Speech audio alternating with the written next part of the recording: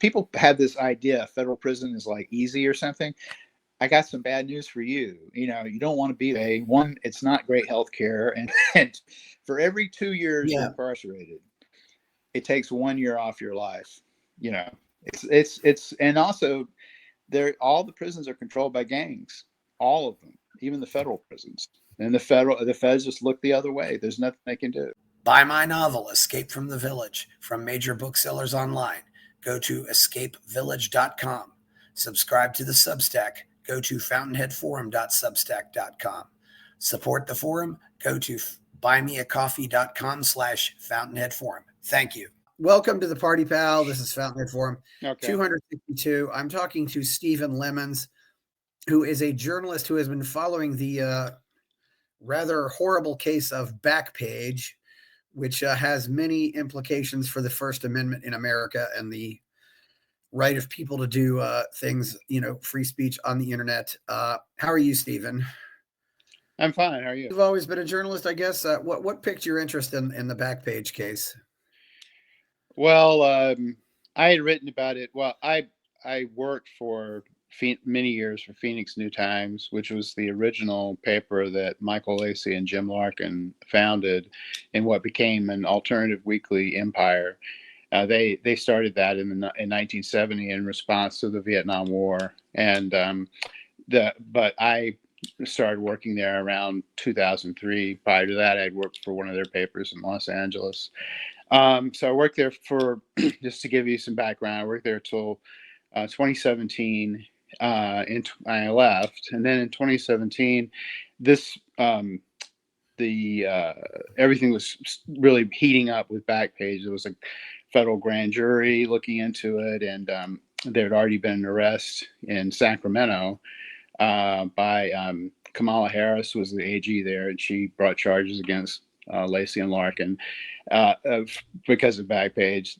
They were quickly thrown out, and it was all a political stunt. There's more on that later, but in any case, in 2017, Lacey called me up and said, "Look, we're starting a publication called Front Page Confidential. We want to cover First Amendment stuff, but we want to cover our case because it's not getting as much press as we think it deserves. It's a big First Amendment case." So I started frontpageconfidential.com, and I still maintain the site and keep people updated on what's going on with Lacey now. Larkin's unfortunately passed, which we can get into as well. So I've followed the case. In 2016, I was writing about it for Phoenix New Times, what was going on in Sacramento, and then there was a hearing in DC about it that I covered. So I'm very familiar with the case from before the federal case started up until the present time. Okay, and first of all, to clarify, Larkin is Jim Larkin, and Lacey is Michael Lacey. So right, Jim Larkin and Michael Lacey, and they were in the business of doing alternative weeklies, like those free newspapers you see in a lot of big cities, like and it looks like they were part of the Village Voice Media, which, of course, if we're familiar with the Village Voice, the famous paper out of Greenwich Village. But these were some of those free weeklies that survived largely off of advertising. But often they do have a very much a hard left slant. But I've also noticed these people tend to be free speech absolutists, which is why this is important. As far as like this political slant, it really depends on what city you're in.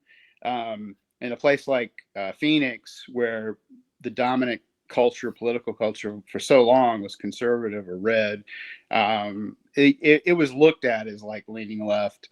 And of course, it started as an anti-war paper, which definitely would have been left wing at the time. But in Los Angeles, they had a paper called New Times LA, and it differentiated itself from the LA Weekly, which they later ended up owning, as being more, critical of the liberal establishment in Los Angeles because it was mostly blue. So they really were against anyone in power. They were out of the 60s culture, all middle finger to the man, that kind of thing.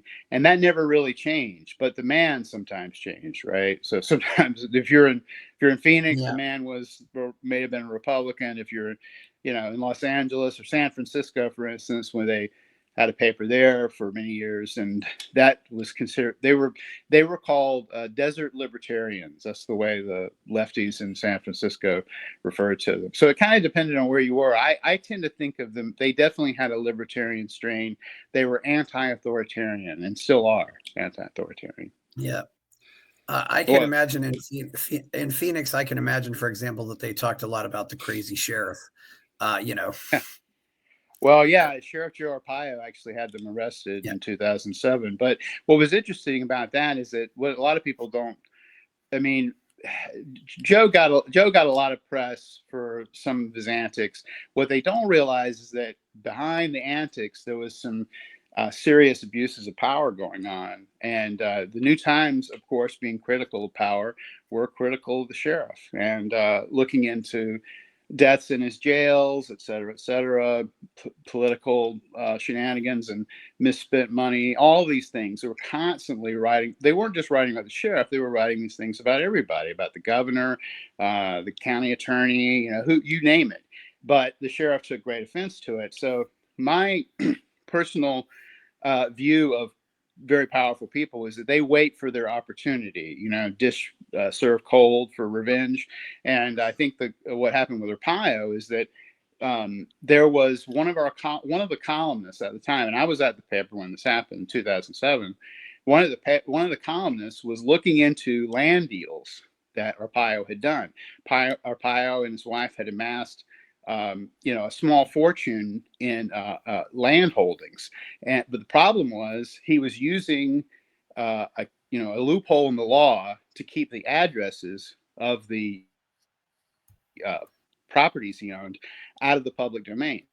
But the one address he did not, redact was his own personal address, and so the county was withholding these records from the column was PO'd, and he wrote like an angry column saying, I can't tell you what the sheriff owns because he's hiding it from us, but I do know one property he owns, and this is his address. So they put these address in the column.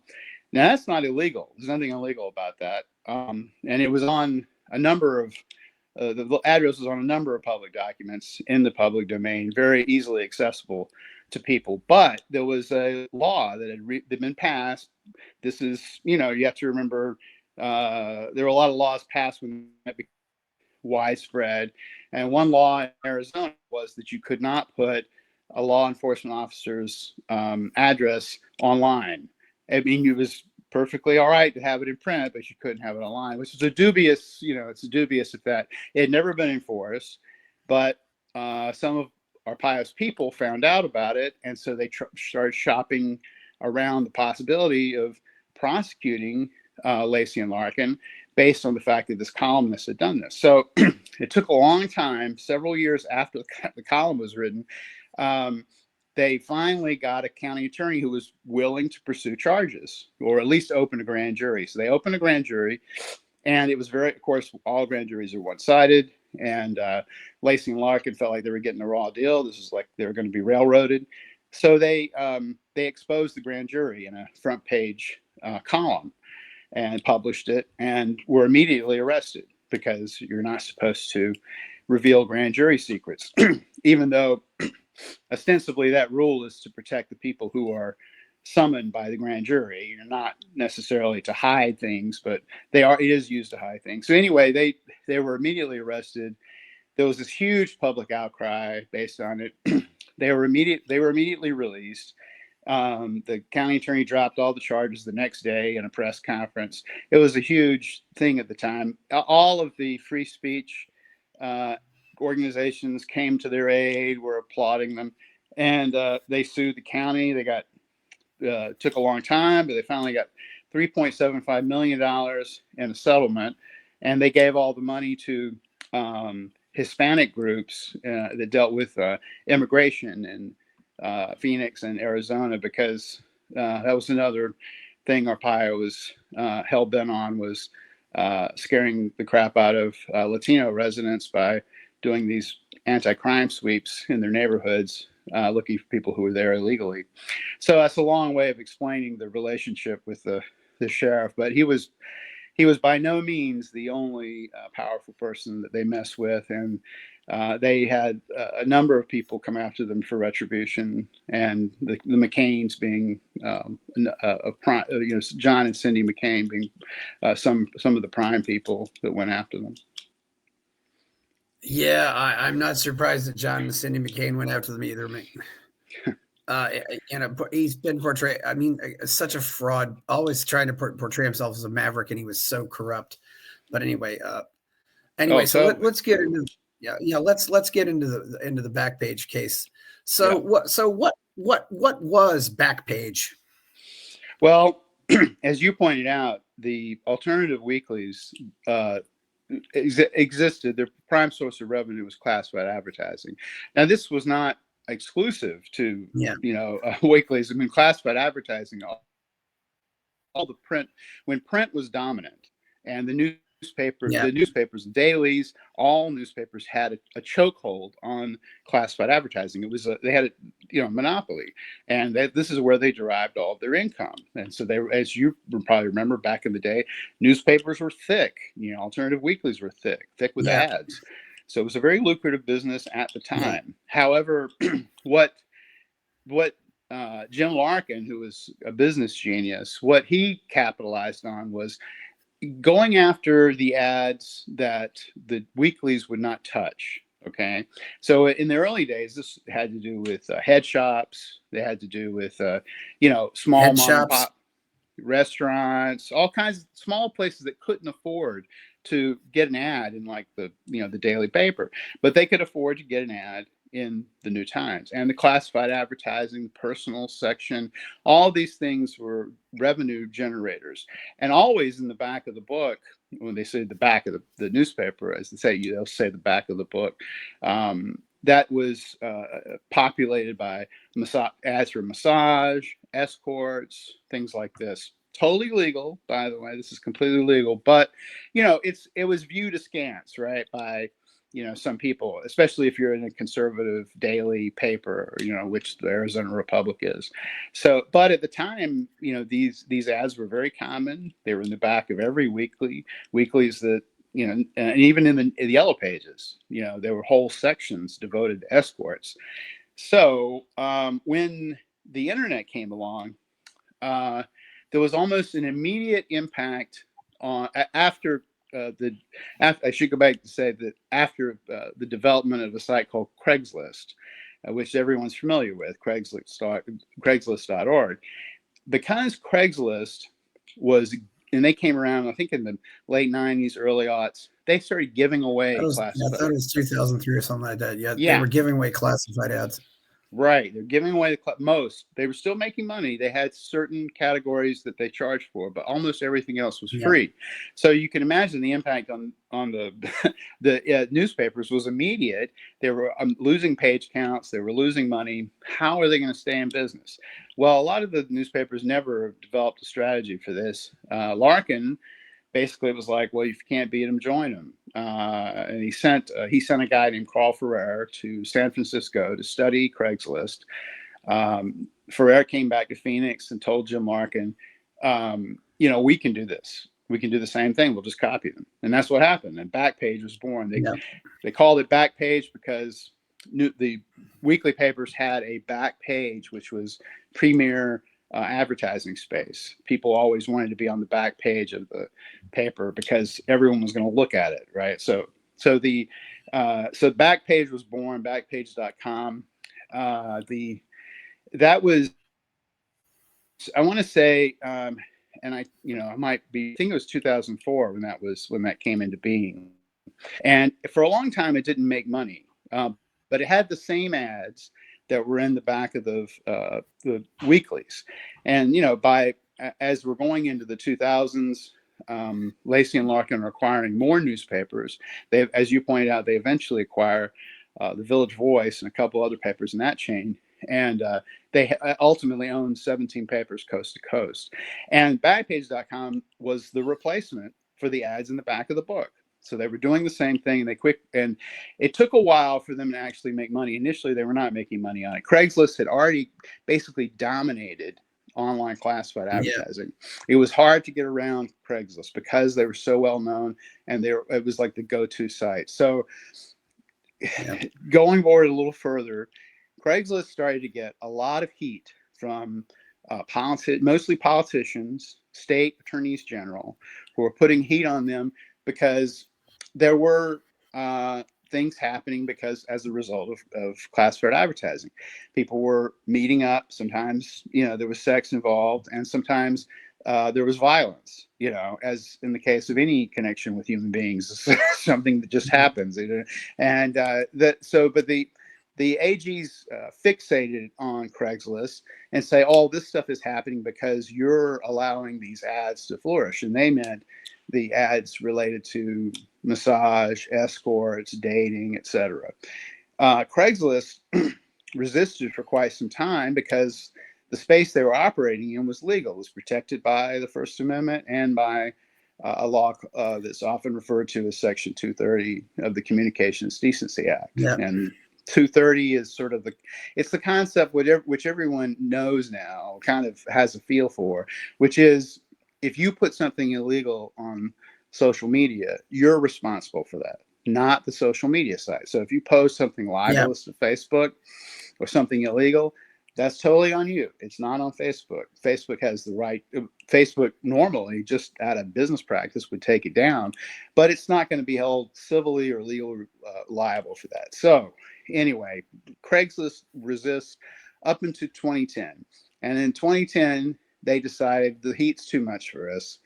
We can't keep fighting this. So we're just going to take down, I think, their erotic section or whatever it was called at the time, their adult section. They take that down. They leave the dating section. Some of the ads migrate to other sections of the site, and they can only do so much to pull down stuff like that. And a lot of it migrates to other sites, most of it to Backpage.com. Backpage immediately starts getting a fire hose of content. And at the same time, they start getting the same demand letters from state AGs telling them they need to close down their site. I mean, that's so that was, I mean, the difference between Craig Newmark, and I'm not dissing him, but, and Lacey Larkin is, I think it's generational. Lacey and Larkin were older. They came from the 60s. They came from this defiance of authority mentality, and they knew they were operating legally. Their lawyers were telling them, look, this is legal. All of these legal experts were saying what you're doing is legal. You're not, if prostitution is occurring, because of an escort ad, well, that's on the escort and the person who's, procuring the services. So anyway, this is where, and that's when Backpage starts to become infamous, is in 2010, and then sort of builds from there. I just looked this up. Jim Larkin, born 1949. Michael Lacey, born 1948. Craig Newmark, 1952. So I don't see that much of a difference in the age. You may be right. Maybe you're right. I take that Craig back. Maybe just had a different attitude. Yeah, Craig's. He looks younger than me. So yeah, and one thing I should point out too, as a techie, Craigslist is almost all text. That is a very easy website to maintain and run. You don't need a lot. You don't need nearly as much bandwidth. You don't need nearly as much storage space when it's just text. I mean, Craigslist is a website theoretically that if people were on that could still be used by people who are on dial-up internet. It really, and so it's, I mean, it's lean. I mean, you can upload your own photos, of course, and if you're selling stuff, you do want to upload your own photos. But that's I think part of the brilliant. The thing about Craigslist though is it's so lean. I don't see how Craigslist could possibly lose money. But anyway, the other thing too, having been alive in the era of classified ads, I can remember, this ad in Sports Collectors Digest of a guy wanting baseball cards. Yeah. I sent him the baseball cards, never heard back from him, never got the cash. Now, nobody is going to go prosecute Sports Collectors Digest for this. I did go to the post office and say, hey, this guy's engaging in mail fraud. But, it's quite unfortunate, though, if or if I advertise on Backpage, coins, and they end up being counterfeit coins, are they going to go after Backpage for that too? Nobody ever thought of, people were using, probably using classified ads for nefarious purposes forever, but nobody went after them. And certainly people use the telephone for lots of illegal activity, but nobody went after the phone company. Exactly. So yeah, it's really interesting the way this has evolved. It doesn't really make a whole lot of sense, but yeah. So yeah, we're getting to Backpage. Who were some of the worst states and who are some of the worst villains in this as far as the states are concerned? Well, Kamala Harris certainly was one, and she was the attorney general who had. I believe that. Yeah, California. Yeah. Yeah, they were very.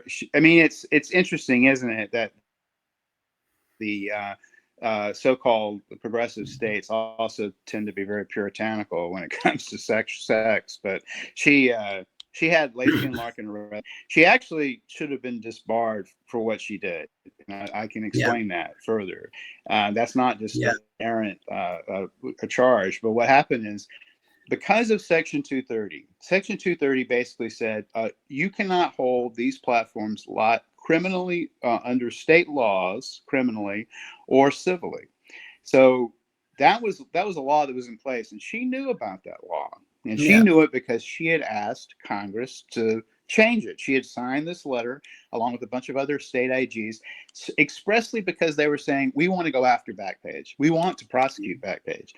And because Backpage by this time too had a number of wins in federal courts across the country where these federal judges were saying, look, hey, you might want to go after them, but this speech is legal and you can't touch them because of Section 230 and because of the First Amendment. So she knew that she did not have the authority to bring these charges. I mean, she did not have. She did not have. I guess authority is the wrong word. She could bring the charges, but she was bringing them wrongfully, and she was aware of that. And of course, she was running for Senate at the time. This is 2016.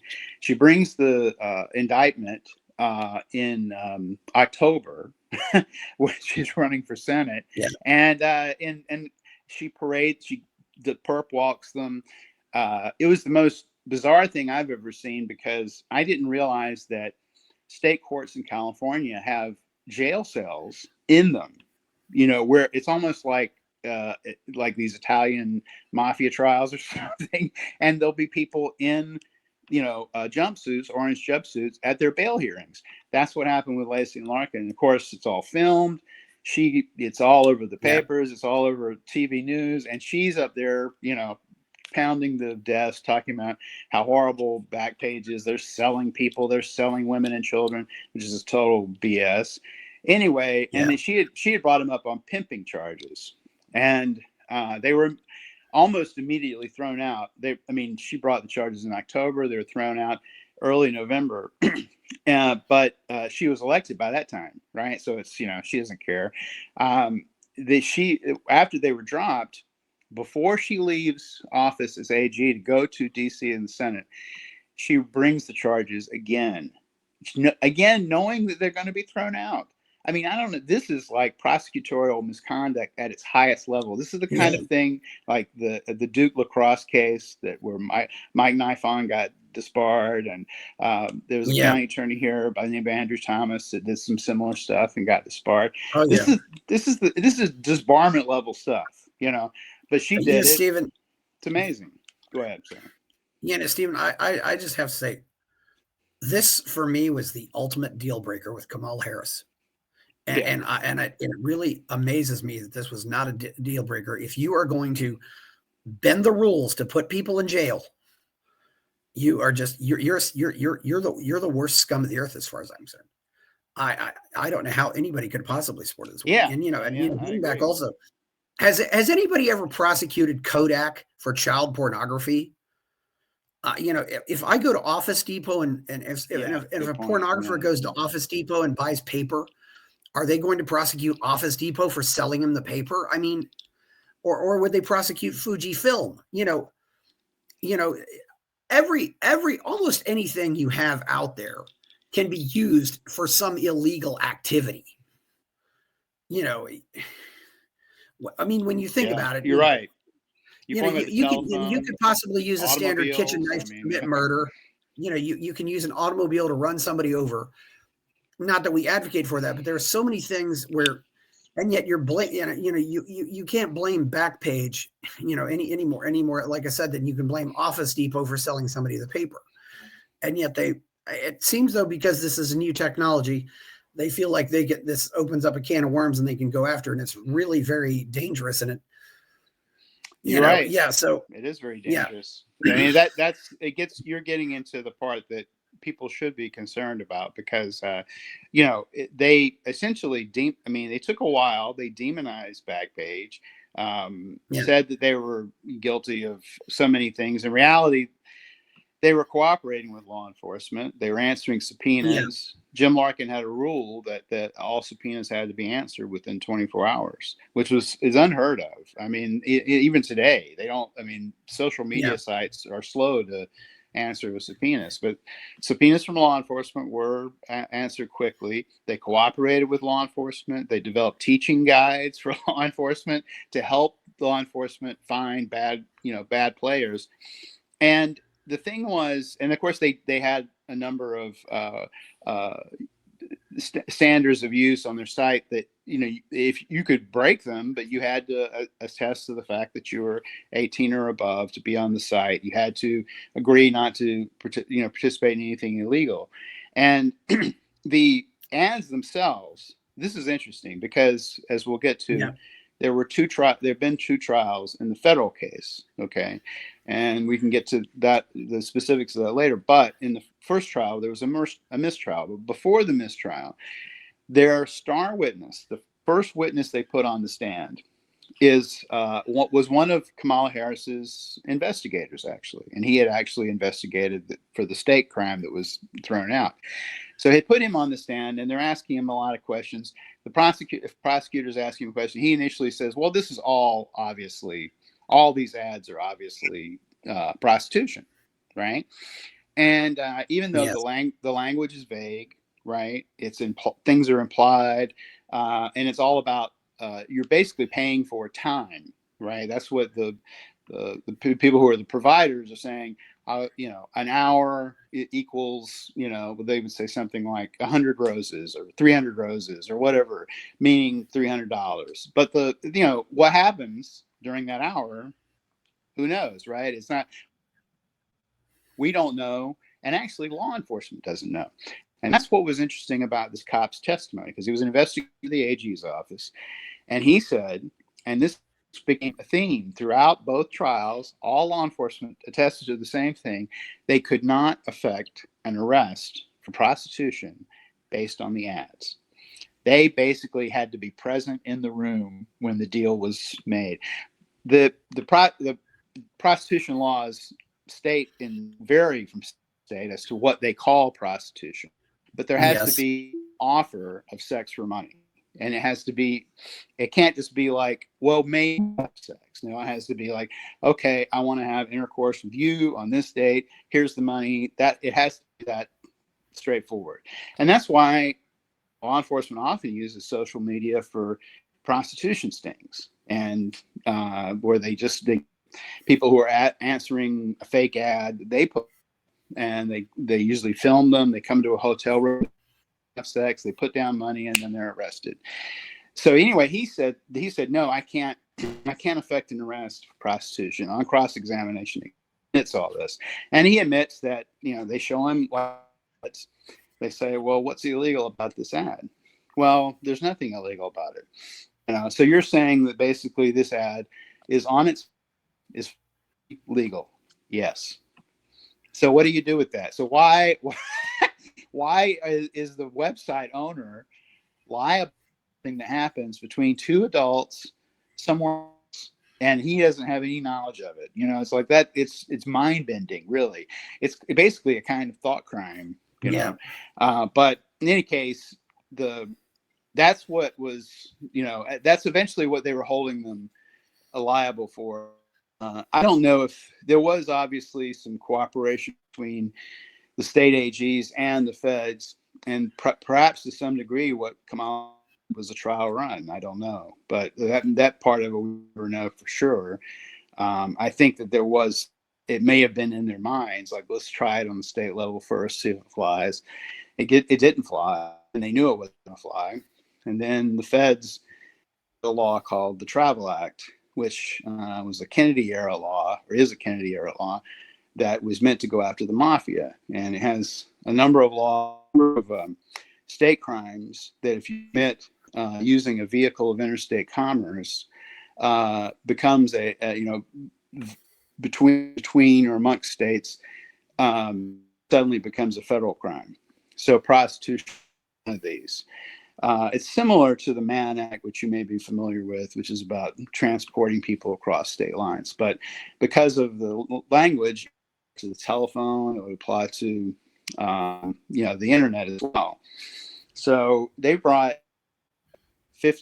ultimately 2018, they brought up to 100 charges against six principals, including Michael Lacy and Jim Larkin. By that time, Lacy and Larkin had sold the business. It sold Backpage because there's so much. It became it was a campaign that these sort of moralists were bringing us. In some cases, religious people. In some cases, just celebrities and things like this had demonized them to such a degree that at first they had to separate the papers from Backpage. Because it had become toxic. It was ironic, because it was a way to save the papers for the loss of ad revenue. But ultimately, they had to separate the two companies. So they sold off the newspapers in 2012, kept Backpage going, and then it basically just became too much, and they wanted to sell it. And this came out in the trial. There were other offers to sell it, and basically were scotched by the adverse publicity. And so eventually they sell it in 2015 to Carl Ferrer, who is the guy that basically put the whole website together initially. So they had sold it in 2015, but the feds still wanted to hold them accountable because they had become, especially Michael Lacy, who was the executive editor of Village Voice Media and is a writer and an editor. And he had become kind of this voice of opposition, and they didn't like that. The feds didn't like that, as they never like it. They don't like anyone who opposes them. And also they were beating them in court. Every time they were going into court, all these law enforcement authorities, they're basically politicians who are law enforcement people, were losing, this battle. So the feds don't like to lose. So anyway, in April 2018, they bring, up to 100 charges involving the Travel Act, 50 Travel Act counts, involving 50 specific ads from the millions of ads that ran on Backpage. And interestingly, out of these 50 ads, which they cherry picked, and they were linking them to crimes that occurred after, of course, someone places the ad, and then something criminal happens after the ad runs, and they're trying to hold Lacy Larkin and these four other people responsible for what happened after the ad runs. So it's like I said, it's almost like this mind-bending Kafkaesque thought crime kind of thing. And so that happens in 2018. Their houses are raided, and the feds do something that they like to do, which is they seized all of their assets, or nearly all of their assets. And when I say nearly all, they literally, the FBI came in, guns blazing. I mean, they're not blazing, but guns drawn, and took, frog marched them out of their houses. And in Larkin's case, he was on a plane. They frog marched him out of the plane in handcuffs. In Lacy's case, out of his house. He was going to have a wedding reception for his new wife the very next day. And I'm sure the feds knew all of this and did it expressly to mess with him and mess with his head. And they drove these huge trucks up to his house, and they took all the art walls. They took anything of value. It was astounding to see this happen. It was like highway robbery or something. And then they seized all their bank accounts. And, they may not have I know people don't have sympathy for people who are millionaires, but this does show you if no matter who you are, no matter how much money you have, the feds can come in and seize all of your assets. Now, and then bring charges. So how are you going to defend yourself if you don't have any money? Now, in the case of Lacey and Arthur, they didn't take absolutely everything. They were able to keep their own private attorneys, at least for a while. Two of the people who were charged were just employees of Backpage, okay? But they were charged in a conspiracy, quote. And ultimately, those people walked. They were found not guilty of all charges. But of course, they were put through the ringer for the federal government. Initially, they had private attorneys, and the monies that were set aside for these attorneys, special accounts that lawyers are familiar with, they're called IOLTA accounts. It's money you put aside for legal expenses. Basically, it's in this account, and the lawyer can only pull it out to use to defend. And the Fed seized this money. So these two individuals had to get, ultimately, we had to get private attorneys. I mean, not private, appointed by the courts that were paid for by taxpayers. Fortunately, these two who got off, they had very good court-appointed attorneys and were excellent and got both of them off. The jury also felt sympathy for these people who had been crushed by the federal government. I mean, I talked to both of these folks. They were both offered very generous plea deals. Both of them rejected them. I remember talking to a lady about it who was charged, and I told her I really admired her because she withstood all this pressure and refused to term it. And she said, "Well, I just couldn't lie both." But that's what the government wanted them to do. I wanted oath because the targets really were always Lacey, and everyone else was ancillary to that. Everyone else they wanted to turn. So, in any case, there were two trials. It was one in was it 20? I think it was 2021 or 2023. Anyway, I think it was 2021. Then 2023 was the second trial. Yes, thank you. I'm thinking back. The first one, 2021. It was a mistrial after 3 days. It was incredible. I've never seen anything so crooked in my life. The federal government, these prosecutors come in, and they're talking about child sex trafficking. Well, no one was charged with child sex trafficking, right? They're not charged with that. They're not charged with trafficking. They're charged under the Travel Act, which is very boring and kind of arcane law that's difficult to explain to people. But people know what they think they know what child sex trafficking is. So that's like, oh my God, it's horrible. They tainted the case. In the opening statement of the prosecutor.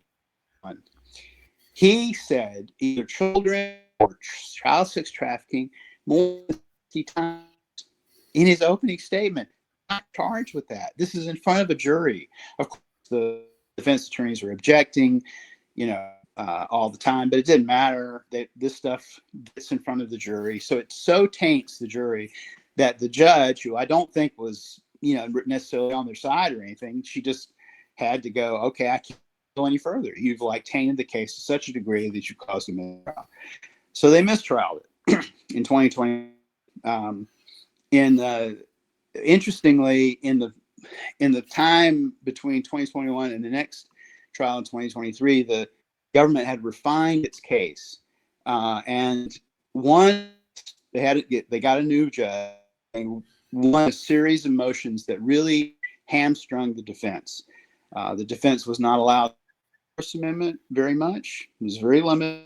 They were not allowed to mention the several court cases that they won in federal courts, where the federal judges said what Backpage was doing was legal and it was protected speech. They weren't allowed to mention that they had advice of counsel. All of these things that were just completely kept out, and the jury, for the most part, did not get to hear them. So they were really that defense was really crippled by that. A lot of its appeal. was a 3-month trial in 1983. The jury was hung twice, and each time, the judge they have an admonition to the jurors: if you're on, you go back and try harder. And so they went back and tried harder. I'm sure what happened is they made a deal to get out of there.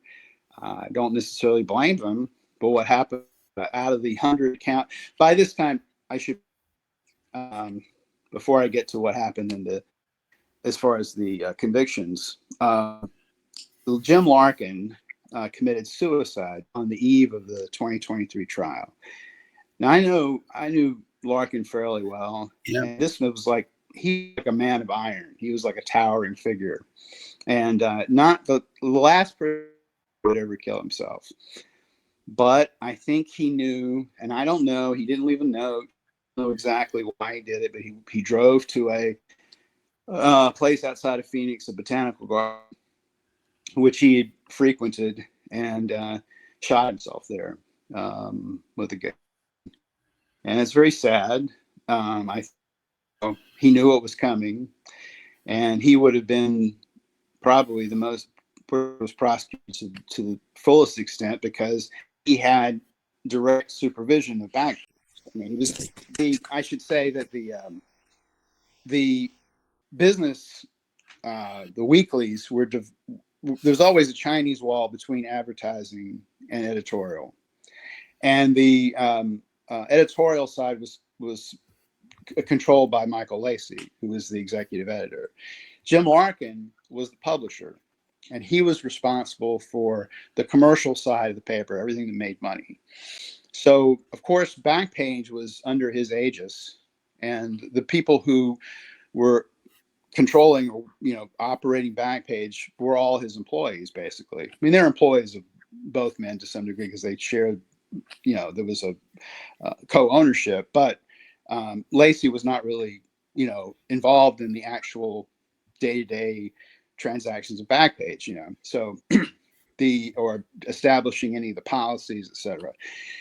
He defended Backpage vocally and also in print, and because he was convinced, and I am too, that what they were doing was legal and what they were doing was protected, because they were both vociferous First Amendment guys. And but I think that Larkin knew the hammer was going to fall, and it was going to fall mostly on him, and so I'm sure that probably had something to do with it. And then you got to imagine the tremendous stress someone is under for 5+ years of a federal prosecution where most of their money is taken. And obviously he broke, and I don't blame him for that. I mean, I think he probably lasted longer than I would. So anyway, that happens right before eve of trial, and then to jump back ahead to the convictions after the 3-month trial, the jury being hung twice, jurors come back. The 2 employees who were wrapped up in this found not guilty of all charges, which is good for them. I was glad to see that. There were 2 Backpage executives. One was the chief financial officer, and one was an executive vice president who worked directly for Jim Larkin. They were found guilty on multiple counts. Lacey caught 1 conviction, 1. Interestingly, he had the most charges against him of any defendant. They really wanted his ass in a sling more than anything else.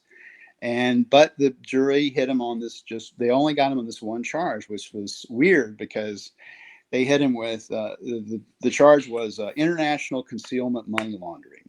Lacey had moved some money overseas to an account in Hungary. He did this, before he was, charged with anything. It was perfectly legal. You can do this if you advise the government that you're doing it. It's basically the government knows where your money is, and you still have to pay taxes on it. He paid taxes on it. So it was a weird thing for them to convict him on. I tried to talk to some of the jurors when they came out. My belief is that, without having them tell me this, is that I think that, to get out of there, they brokered a deal, and they felt like they had to hit Lacey with something. So they hit him with this, money laundering charge. So this one money laundering, I don't know if they realize this, but this one money laundering charge, potentially you go to prison for 20 years. And that's what the prosecution wanted. They wanted to send him to prison for 20 years. It's like, the level of vindictiveness is something I can't even express. There's not an adjective to describe the way these prosecutors act when they're just constantly going for blood. So there's a delay. The judge allowed them to stay out pending the sentences. And so a few months later, there's sentencing hearings, et cetera, a lot of motions. Eventually, the following year, 2024, this year, they're sentenced to, Lacey is sentenced to 5 years in prison. The other two men are sentenced to 10 years apiece, which is, and keep in mind, all three men are in their 70s. Okay, Lacey's 76, Jed Brunst, I believe, is 74, and Scott Spear, who's the executive vice president, I think he's 72 or 73, but they're all in their 70s. And they have all the ailments that someone in their 70s has, because I'm headed in that direction too, and I hope I make it to my 70s, and I'm sure I'll have similar ailments. Lacey, they asked to be to stay out pending appeal, and but of course the prosecution objected to this. And so the judge would not allow it. She gave them a couple of weeks to get their affairs in order, and then they had to self-surrender. So they had to self-surrender on 9/11 of all dates. And Lacey was incarcerated for 3 months. They immediately appeal. Of course, when they're after your sentence, you can appeal. They immediately filed notices of appeal. And they all three asked the courts, saying look, this is a serious case. There are all these issues on appeal. Even the judge, even the prosecutors have admitted that the case might be overturned. So this is nonviolent. These men are nonviolent. They have ties to communities. Can they stay out pending their appeal? The Ninth Circuit ruled that Lacey could stay out pending appeal. The other two men are still in prison, sadly. The Ninth did not go for releasing them pending the appeal. I don't know why. I think there are very serious issues on appeal, and I think that there's a good chance that it could be completely overturned. But appeals, the thing is, an appeal takes 2 or 3 years, and these men are like I said, they're in their 70s. Who knows if they'll survive? I mean, in prison, people have this idea federal prison is easy or something. I got some bad news for you. You don't want to be there. One, it's not great health care. And for every 2 years you're incarcerated, it takes 1 year off your life. It's and also all the prisons are controlled by gangs, all of them, even the federal prisons. And the feds just look the other way. There's nothing they can do. I don't know if there's nothing. Maybe there is something. They don't do it. But so Lacey is out pending appeal. He has a lot of restrictions. He's basically kind of on house arrest. At least he's out. And the two men, they're in a horror show. And all of this it's I mean, the reason people need to be concerned about it is that if they could do this to these guys, this was a test case, right? Because the idea of holding the website or the social media owners accountable for third-party conduct, that was do. Okay, and so they achieved that to some degree. They didn't get everything they wanted, but they did get convictions. And if those convictions hold, even if they don't hold, these men are finished, right? It's what's happened. Our show. What happened to the two people who were acquitted of everything was a horror show. And as someone once said very famously, the process is the punishment. So the government has gotten its pound of flesh and then some. They got one dead person on their hands. Lacey, when he was in prison, he had a heart incident. I mean, it was I don't know if it was a cardiac attack, but he fainted. They had to take him to the hospital because they thought he was having a heart attack. The other two men have health issues. as far as I'm concerned, the government has blood on its hands. So, yeah. so anyway, I know I've talked And a lot, but I've basically given you the yeah. layout. So, Well, unfortunately, that's often the case too. It happened with Aaron Swartz, who was a lot younger. He's the guy who created RSS and was, and they went after him, I think, for copyrights or something. It was so ridiculous. I mean, he was a lot younger, but he ended up taking himself out. Stephen, one question I do have to ask, and I know this, from having been on some other social sites like, say, FetLife. What type of age verification were they doing on this website? Because some of these websites are out there and they do absolutely no age verification whatsoever. And checking a box saying, yes, I'm 18 is not age verification. Well, they did not. If you're talking about, like, as far as like, having people present identification and then validating that, they didn't do that. And they did look into that at the time, but it was interesting. That came up during the trial. Carl Ferreira, who created the site, was the government's main witness. He's testified for weeks, and they went into this at length, the whole thing with age verification. Now, interestingly enough, Ferreira didn't say they didn't do it because it was too expensive. This was the government's line, that they didn't do the age verification because it's too expensive. But I mean, and I also would point out that Craigslist wasn't doing age verification either.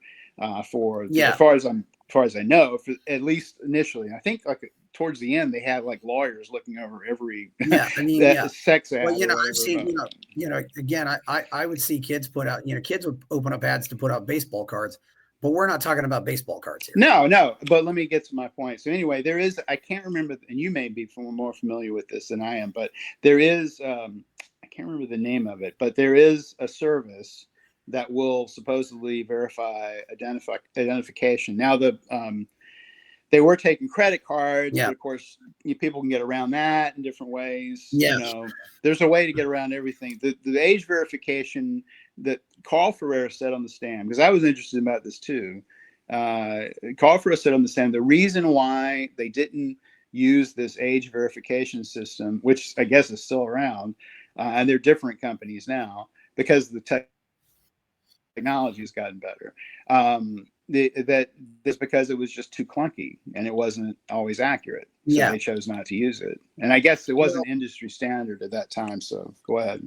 Well, but you're still, if you have no age verification, it's the same, as, having a bar and just letting anybody walk in, it's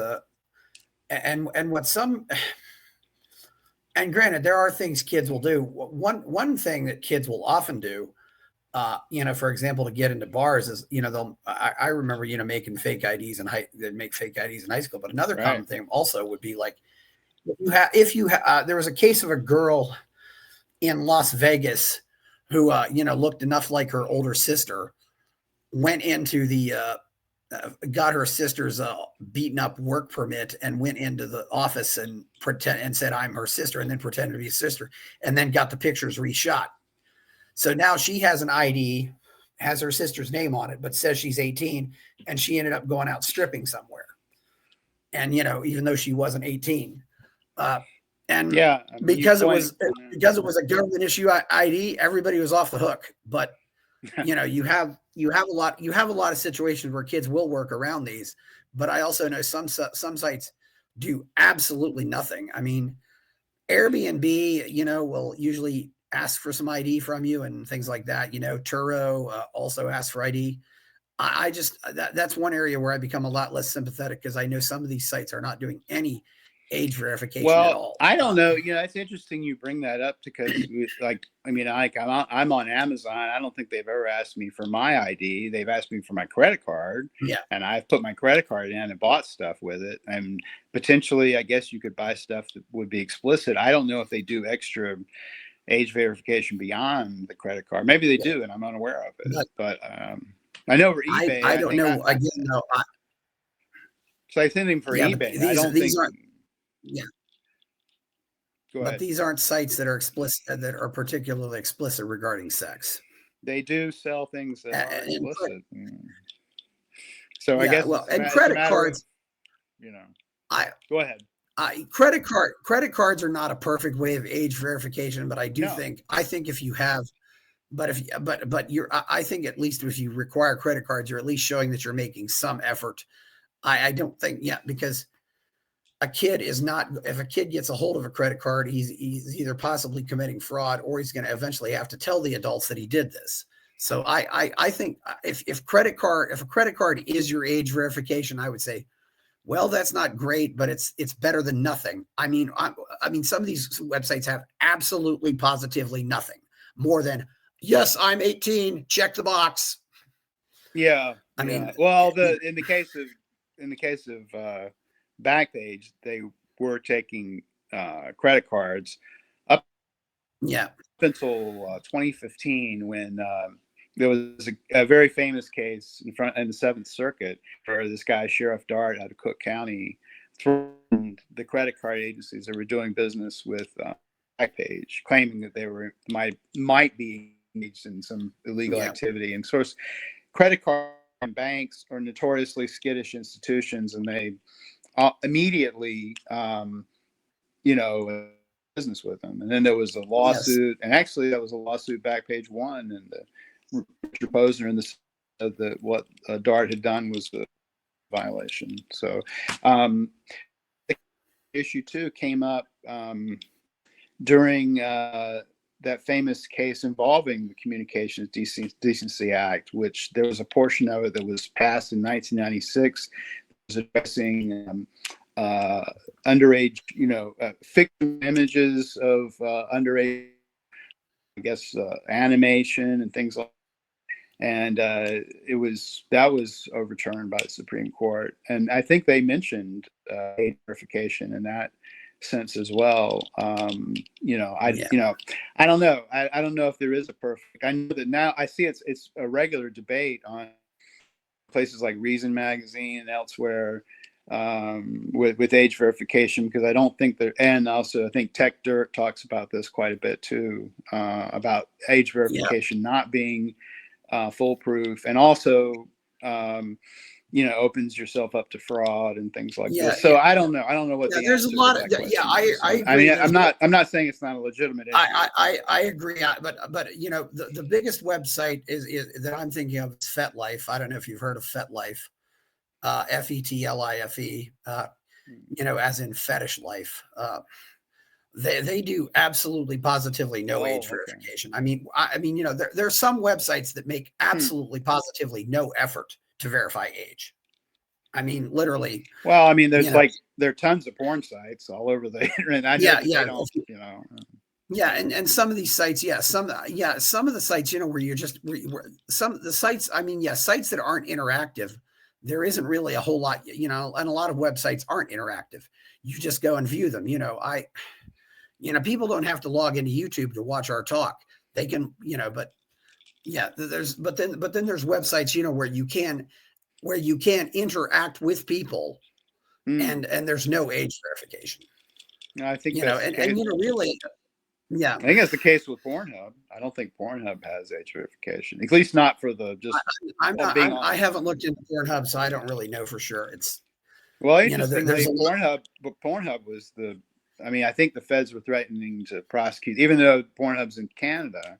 I think the feds were talking about prosecuting them, and actually the feds came to a deal with Pornhub, which is kind of astounding. I'm not sure if I want the federal government to know my browsing habits necessarily, but that's the thing about like the online world, is like everything that's on there the government can find out so easily. And I do want to point out, this show's not legal advice, but could that possibly be what happens? Is these websites just go, because the internet is worldwide, and we're eventually going to maybe have a country that's a haven for these kind of websites. Oh, that's already happened. That's already happened. All these sites are overseas. Taking your website completely out of America and just saying the heck with it. And I don't know what they can do. Oh, nothing. They can't do anything about it. Well, it's interesting you brought that up, because there's another issue. I mean, essentially, when Craigslist and Backpage had, when Backpage was around and when Craigslist had its adult services section, violence and this is not just violence against sex workers, but violence against women dropped by like 17%. There was an academic study that was, peer reviewed that came out in, I don't know if it was like, I think it came out in like 2012 or something like that, because Craigslist started its adult section at a certain time and then ended it at a certain time. The academics had this body of, data that they could use. And they established that basically having these, adult ads and having something that that law enforcement could track and trace if they needed to. One, it allowed a lot of people to work inside, the sex workers to work inside. It allowed them to vet their clients, so they could vet them to see if they're were violent or anything like that. And so basically created a safer situation for sex workers. Now, some people don't like that idea. They don't want sex workers to be safe, right? So, and they, maybe they prefer them to be out in the street. But in any case, what happened was after Backpage was taken out of business, these kind of like these sites or these ads fled to overseas sites. So of course they still exist, right? They're just overseas. But the trump here, or the trick here, is that the government can't subpoena that information. Okay, if there's something in Croatia or something, they're not going to get it, right? So now there's no way. And there was a study done by the GAO after Backpage was taken out, because at the same time that Backpage was taken down, and keep in mind, the government seized an entire website, all of its data, which ultimately they destroyed the website. That was another issue with the trial, is that the defendants were not able to use the site in their defense because the government had destroyed all the data. They always said they destroyed it. I don't know if they actually destroyed it or just said they destroyed it. But basically, they destroyed it to such a degree that the defense couldn't use it in any case. But all those ads have gone overseas. And the GAO said, because at the same time that in 2018, just a week after Backpage is taken down, as you mentioned, there's this law called FOSTA and SESTA, which makes it illegal to have any ad that even looks, basically it says any ad for prostitution, but, or, it effectively is outlawing any ad that has, a sexual content or insinuation to it. And so because of that, and taking down the Backpage, Craigslist actually took down their personal section because they were afraid of.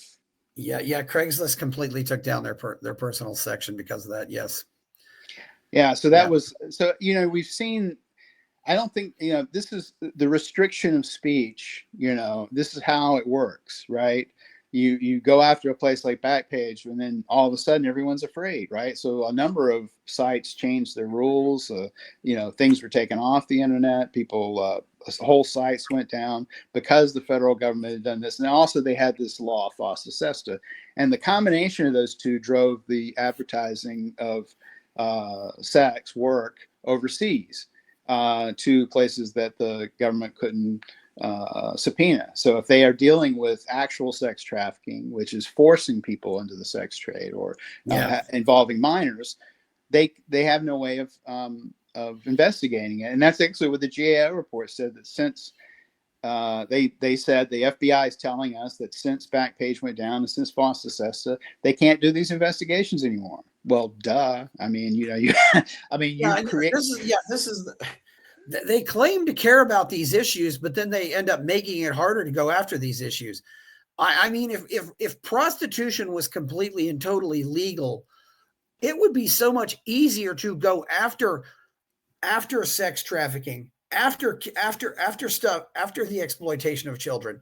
But they don't want to do that. And this is the thing. They will hide behind this excuse of protecting children, right, while they are making it more difficult to prosecute slavery. They're making it more difficult to prosecute people to exploit kids. And those people are in the minority. Most women, I talked to a woman who's in prostitution who loves it. Not to mention, I don't know where the stats are on this, but as far as getting seriously injured or killed on your job, but I'd be curious to know where prostitution lies in that. I Well, mean, that was. I'll send this yeah, study to you. It was really interesting. It talked about all of that. Like this is like the yeah, number one most dangerous field to but I be mean, in if you're a woman. yeah, And serial killers typically, often choose sex workers. this is what's so weird. This is a war that has been made illegal in so many places for thousands of years.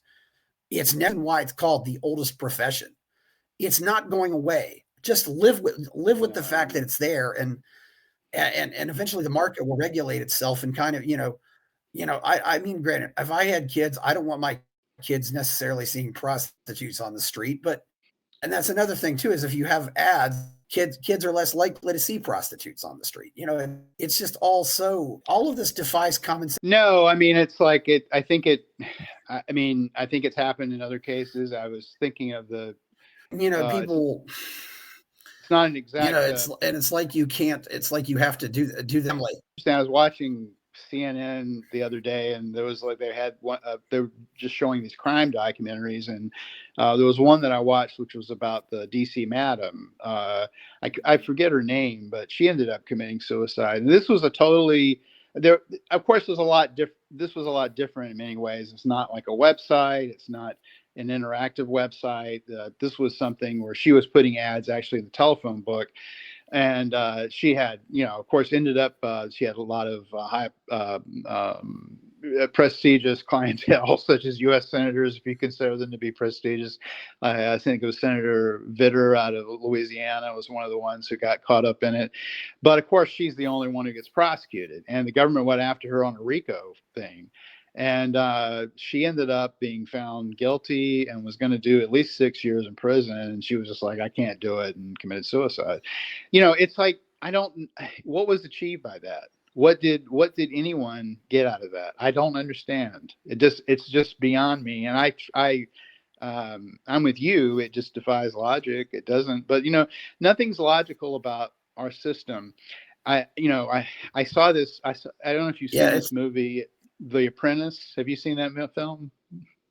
I don't know if it's still out, but it was the one, The Apprentice. It was about President Trump, now President Trump, or new President-elect Trump, and Roy Cohn, the infamous right-wing lawyer who worked for McCarthy, et cetera. It was an interesting character.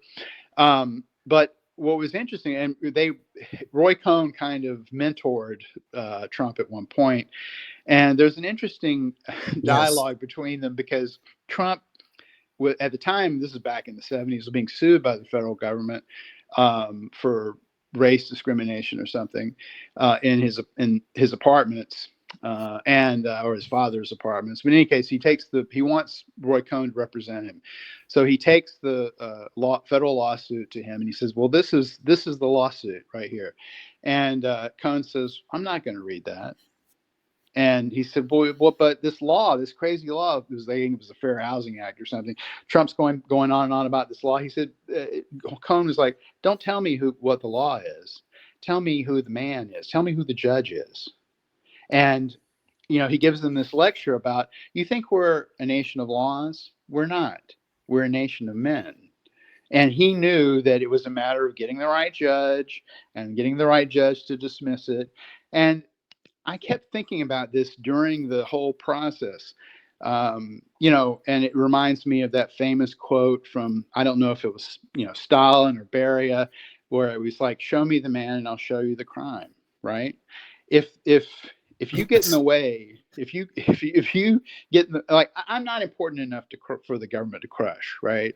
But if you get important enough or make a big enough profile and they need to crush you, they will crush you. I mean, that's the way our system is set up, So, I mean, the only thing it was another thing interesting, just to finish the thought, but one of the one attorney went to, I can't remember who said this, basically said that the only thing that stands between a free man in prison is the jury. That's the only thing. And so you basically are relying on the jury to always do the right thing, and often they don't. So I don't know what do you do with that. And the federal government has like a 98% conviction rate. 90, I mean, and then those are Yeah, just there's a lot of problems out there.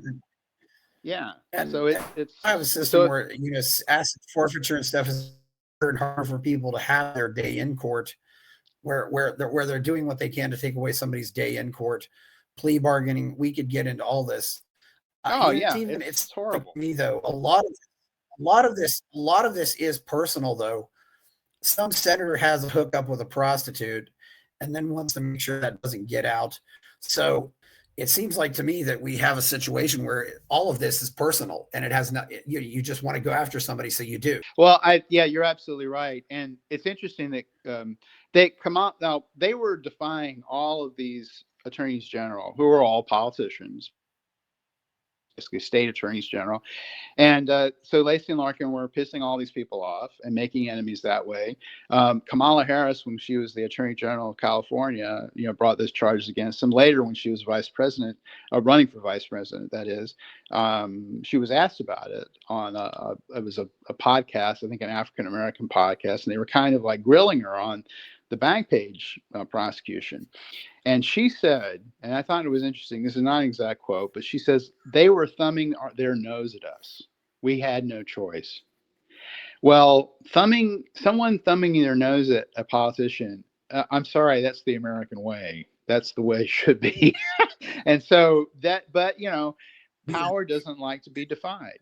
And that's what they were. They defied power. The McCains were very instrumental in this case being brought. I don't think it would have been brought without them, without their influence. McCain was very powerful and very powerful in Arizona. Probably every federal official in Arizona owes his or her career to John McCain. And they pissed off the McCains going back to like the Keating 5 days, which, if you're old enough, you might remember that case. Yes. But the Keating 5 days. Yeah, that was so, yeah, that's so quintessential John McCain, the corruption of this unbelievably it's remarkable that somebody like this his in politics for so long. It is. Well, it just shows you it's a profession. Then again, no, it's not remarkable because I mean, and it just makes me ask the question of whether or not good government is possible. Anyway, I think we've probably covered most of this. There isn't really much left to say at this point.